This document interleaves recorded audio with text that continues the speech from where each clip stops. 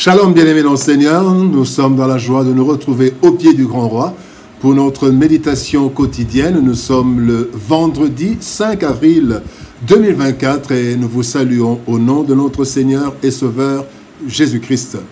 Pour notre méditation de ce jour, nous allons lire un texte dans la lettre de Paul aux Éphésiens, chapitre 6, versets 14 à 15. Éphésiens 6, 14 à 15, voici ce que déclarent les Écritures dans la version Louis II. Tenez donc ferme, ayez à vos reins la vérité pour ceinture, revêtez la cuirasse de la justice, mettez pour chaussure à vos pieds le zèle que donne l'évangile de paix.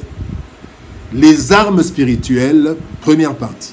Les armes spirituelles, 1, première partie. Tel est le thème de notre méditation de ce vendredi 5 avril 2024. Bien-aimés dans le Seigneur, nous avons plus d'une fois parlé des combats et armes spirituelles depuis un certain temps, disons cette semaine. Ces armes sont indispensables pour tenir dans ce monde, car nous sommes en permanence sous les projecteurs du méchant qui cherche qui y dévorera, et particulièrement les chrétiens qui font échec à ses plans. Nous allons voir donc ces armes en détail pour en connaître la manipulation ainsi que la puissance.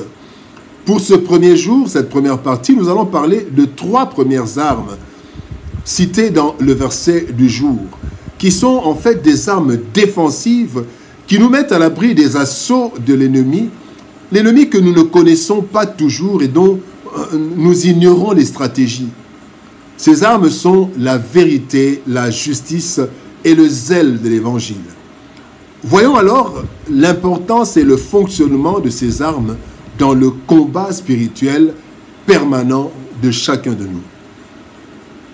Premier point, parlons de la vérité. La vérité pour ceinture. Il est dit, tenez donc ferme, ayez à vos reins la vérité pour ceinture.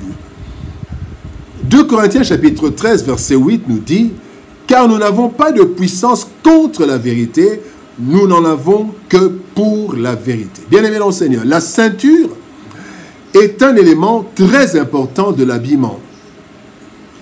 La ceinture tient le dessus et le dessous, la partie supérieure et la partie inférieure des habits. La première arme spirituelle, c'est la vérité, comme ceinture. En fait, c'est le caractère de ce qui est vrai et conforme. Se revêtir de la vérité comme ceinture, il y a 3 choses. D'abord, c'est vivre dans la vérité. Montrer toujours notre vraie face.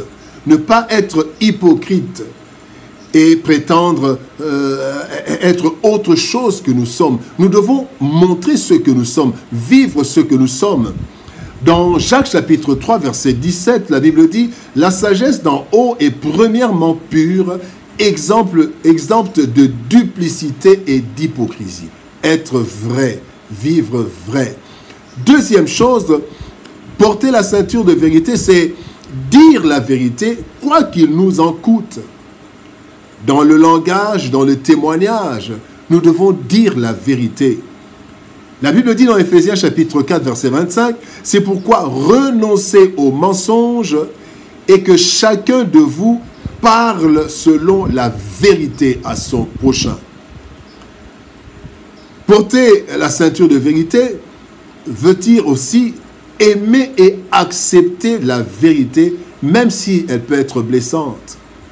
Supporter ce que l'on nous dit. Supporter qu'on nous parle, qu'on nous dise la vérité, des vérités. Écoutez, dans Matthieu chapitre 16, verset 13, Christ même veut entendre ce qui est dit de lui. Il dit, qui dit-on que je suis, moi, le Fils de l'homme? Il voulait entendre, que les gens parlent, jusqu'à ce que Pierre ait donné la vérité. La vérité est une arme efficace de défense. Celui qui la porte jouit de la protection de celui qui est la vérité. Jésus-Christ, selon Jean 14, 6, Jésus-Christ dit, « Je suis le chemin, la vérité et la vie. » Bien-aimés, même si la vérité peut être combattue, elle finit toujours par triompher. Portons la vérité comme ceinture. Deuxième arme, la justice. la justice pour cuirasse. Il a dit, revêtez la cuirasse de la justice. Matthieu 5, 6 nous dit, heureux ceux qui ont faim et soif de justice, car ils seront rassasiés.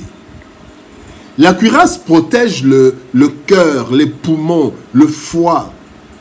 En fait, les organes vitaux de l'homme, ce qui nous maintient en vie.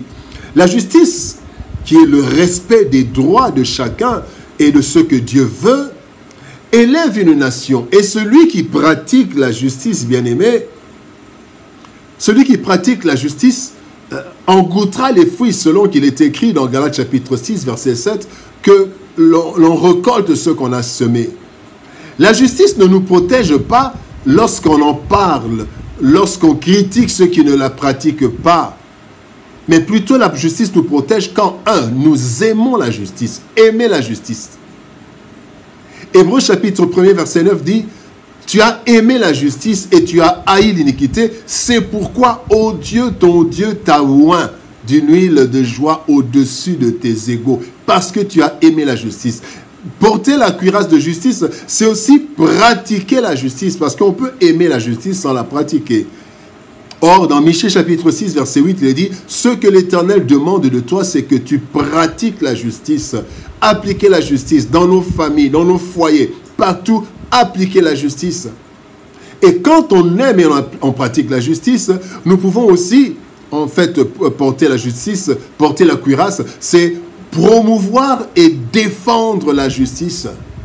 Bien-aimé dans le Seigneur, celui qui aime, pratique et défend la justice sera défendu par l'Éternel, le juste juge. Il fera éclater sa justice en notre faveur si nous portons cette cuirasse de justice de façon permanente. Dans ce monde d'injustice, notre meilleure protection, c'est la justice. Troisième arme, c'est le zèle pour chaussure. Apocalypse 3, versets 16 et 19 dit, « Ainsi, parce que tu es tiède et que tu n'es ni froid ni bouillant, je te vomirai de ma bouche. Moi, je reprends, je châtie ceux que j'aime.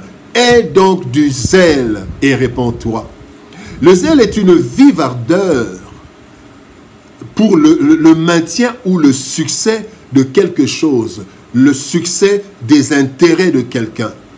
L'Évangile, bien-aimé, nous transmet le zèle pour l'œuvre de Dieu.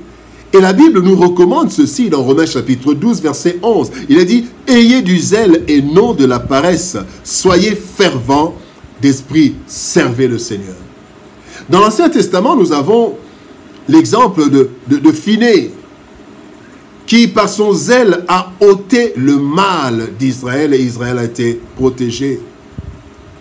Dans le Nouveau Testament, là nous pouvons lire dans Nombre chapitre 25 verset 11. Dans le Nouveau Testament, dans Jean 2, 15 et 17, nous voyons comment Jésus chasse les vendeurs du temple parce qu'ils avaient fait du temple une caverne de voleurs. Et la Bible dit que les disciples se sont souvenus qu'il est dit « Le zèle de ta maison me dévore ». Bien-aimé dans le Seigneur, porter le zèle comme chaussure, c'est manifester du zèle pour les intérêts du royaume, ce qui concerne Dieu. Lorsque nous le faisons, Dieu nous protège et nous bénit. Il nous défend lorsque nous défendons les causes du royaume avec zèle. Ainsi, l'ennemi ne peut pas nous anéantir parce que Dieu protège ses intérêts. Dieu utilise notre zèle pour son royaume et il nous protégera de l'anéantissement. Les armes spirituelles 1. La vérité, la justice et le zèle de l'évangile sont de véritables armes spirituelles qui nous protègent contre les attaques et ruses du diable et de son organisation étendue dans le monde entier. En effet, la vérité nous protège contre les pièges de l'ennemi qui cherche à nous compromettre et à nous éloigner du Christ qui est la vérité. La justice nous protège des injustices car le juste juge parfait interviendra en notre faveur lorsque nous pratiquons la justice. Et enfin, quant au zèle, bien-aimé, le zèle de l'évangile est une protection sûre, car Dieu protégera ses serviteurs contre les dangers d'anéantissement afin que son œuvre prospère. Revêtons tous, bien-aimés, et toujours les armes de Dieu. Prions. Éternel Père de gloire, merci pour ton amour et ta bonté. Merci de nous aider à porter toujours la vérité, la justice et le zèle car nous serons protégés contre les puissances des ténèbres, contre les ruses du diable. Aide-nous, Seigneur, à porter cela chaque jour, car nous ne savons pas d'où viendra l'attaque. Aide-nous par ton esprit. Au nom de Jésus-Christ, nous avons ainsi prié, Père. Amen. Bien-aimé le Seigneur, que Dieu le bénisse. Shalom, au revoir, et par la grâce de Dieu, nous nous retrouvons demain pour une nouvelle méditation. Shalom, au revoir et à demain.